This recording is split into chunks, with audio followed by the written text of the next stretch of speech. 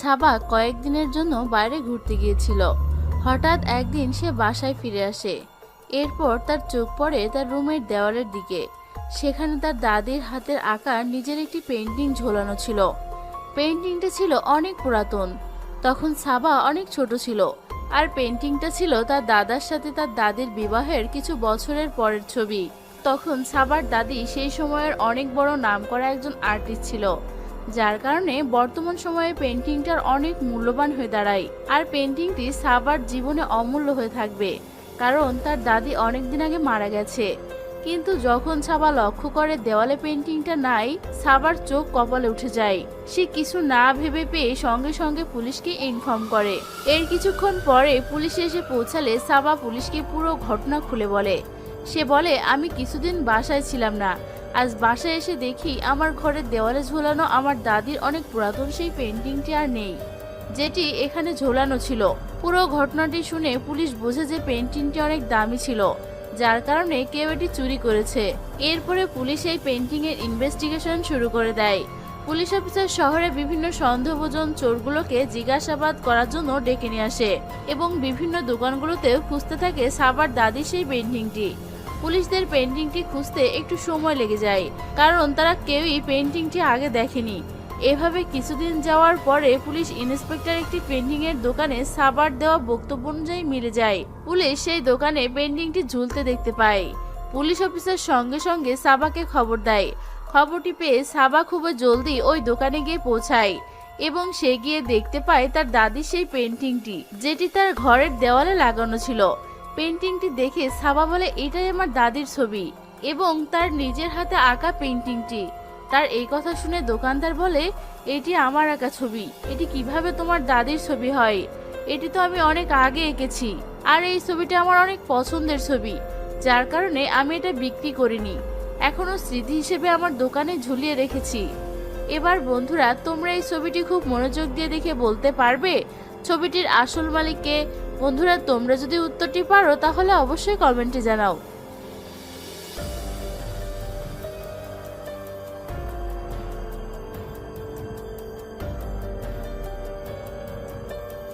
কি বন্ধুরা, তোমরা কি পারলে? এই দেখো, এখানে ছবিটি সাবার দাদির আঁকা সেই ছবিটি, যেটি সবার ঘরের দেওয়ালে ছিল।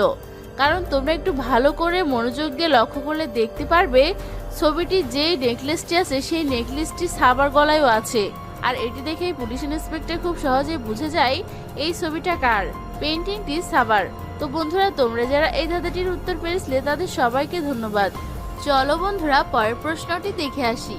3 অক্ষরের নাম তার মাটির তলায় থাকে, মাঝের অক্ষর বাদ দিলে গাছে ঝুলে থাকে। বলো তো বন্ধুরা, এই ধাঁধাটির উত্তর কি হবে?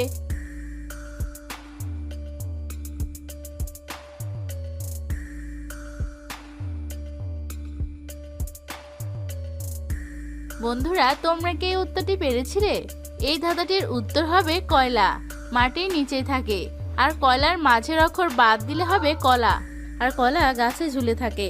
তো বন্ধুরা, তোমরা যারা এই ধাঁধাটির উত্তর পেরেছিলে তাদের সবাইকে ধন্যবাদ। চলো পরের প্রশ্নটি দেখে আসি। বাটির মধ্যে বাটি, তার মধ্যে আটি, যে না বলতে পারবে তাকে চিমটি কাটি। বলো তো বন্ধুরা, এই ধাঁধাটির উত্তর কি হবে?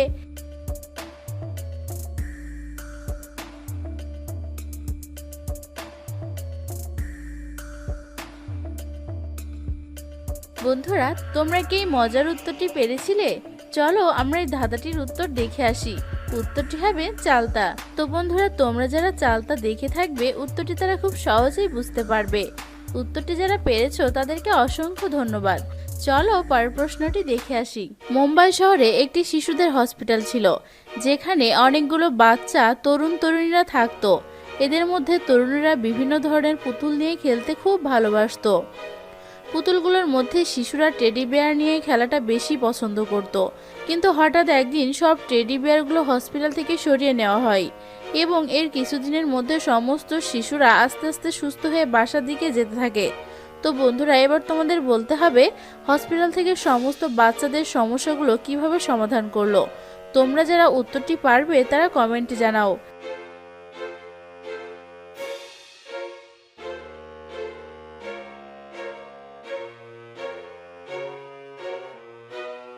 কি বন্ধুরা, তোমরা কি পারলে? বন্ধুরা, তোমরা যারা এই ধাঁধাটির উত্তর পারোনি, চলো দেখে আসি। শিশুরা টেডি বিয়ারগুলো নিয়ে খেলতো আর ভাবতো আমরা এখানে অসুস্থ অবস্থায় সব সময় থাকবো আর টেডি বিয়ারগুলো নিয়ে সব সময় খেলা করব। যার কারণে হসপিটাল থেকে ডাক্তাররা বলে টেডি বিয়ারগুলো অসুস্থ হয়ে গেছে, যার কারণে তোমরা অসুস্থ আছো, সুস্থ হতে পারছো না, তাই বাচ্চারা টেডি বিয়ারগুলো নিয়ে খেলা বন্ধ করে দেয়। এরপর একে একে আস্তে আস্তে বাচ্চাগুলো সুস্থ হয়ে তাদের নিজ বাড়িতে ফিরে যেতে পারে।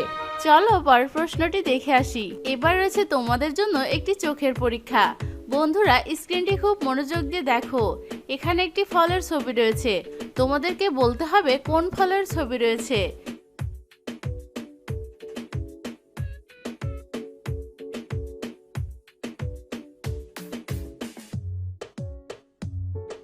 কি বন্ধুরা, তোমরা কি পারলে? এই দেখো, এখানে স্ট্রবেরি ফলের ছবি রয়েছে। চলো পরের প্রশ্নটি দেখে আসি। স্ক্রিনে তোমরা দুটি ছবি দেখতে পাচ্ছ, এই দুটি ছবির মধ্যে তিনটি পার্থক্য রয়েছে, তোমাদেরকে বলতে হবে সেই তিনটি পার্থক্য কি।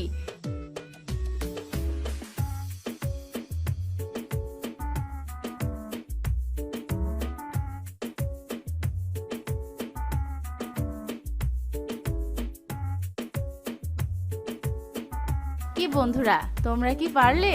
এই দেখো সেই তিনটি পার্থক্য। চলো পরের ধাঁধাটি দেখে আসি। তোমরা স্ক্রিনে অনেকগুলো ইমোজি দেখতে পাচ্ছ, তোমাদেরকে বলতে হবে এই ইমোজিগুলোর মধ্যে কোন ইমোজিটি আলাদা। বন্ধুরা, তোমরা যদি এই উত্তরটি পারো তাহলে কমেন্টে জানাও।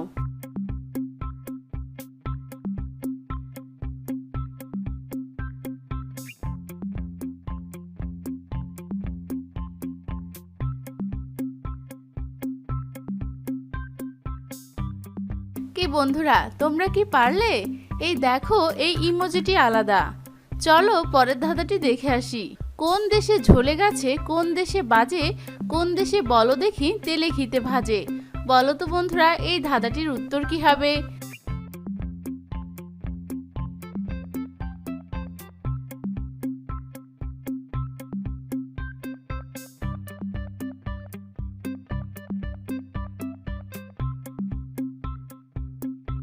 বন্ধুরা, তোমরা কি উত্তরটি পারলে? উত্তরটি হবে মরিচ, কাশি, পুরি। চলো পরের প্রশ্নটি দেখে আসি। একদিন সোমা শপিং করে বাসায় ফিরছিল, হঠাৎ তার সামনে একটি মুখোশ পরিহিত হাইজ্যাকার এসে তার গলায় একটি চাকু ধরে জোর করে শপিং করা জিনিসপত্র ব্যাগগুলো নিয়ে চলে যায়। ছিনতাইকারী সোমার সমস্ত ব্যাগ নিয়ে যায়, যার কারণে সে কাউকেই ফোন দিতে পারে না। সে তার গাড়িটি নিয়ে থানায় যায় এবং পুলিশ অফিসারকে পুরো ঘটনা খুলে বলে।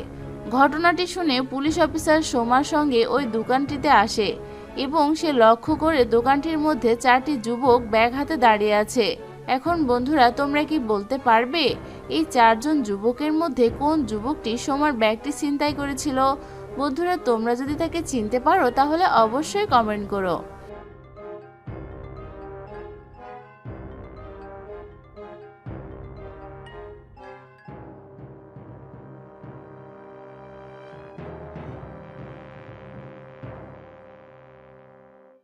কি বন্ধুরা, তোমরা কি পারলে? এই দেখো বন্ধুরা, এই যুবকটি সোমার ব্যাগগুলো ছিনতাই করেছে। কারণ তোমরা একটু লক্ষ্য করলে বুঝতে পারবে সোমার হাতে যে রঙের ব্যাগ ছিল সেগুলো এই ছেলেটির হাতে রয়েছে। তো বন্ধুরা, তোমরা যারা এই ধাঁধাটির উত্তর পেরেছিলে তারা অবশ্যই জিনিয়াস। চলো পরের প্রশ্নটি দেখে আসি। এবার রয়েছে আজকের ভিডিওর সব থেকে গুরুত্বপূর্ণ প্রশ্ন। বন্ধুরা, তোমরা স্ক্রিনে দুজন রানীকে দেখতে পাচ্ছ, একজন রানী সোনালী, একজন রানী রূপালী। দুজনেই ট্রেন লাইনের উপর বাঁধা আছে। এখন তোমাদেরকে বলতে হবে তুমি কাকে আগে বাঁচাবে। তোমার উত্তরটি অবশ্যই কমেন্টে জানাও।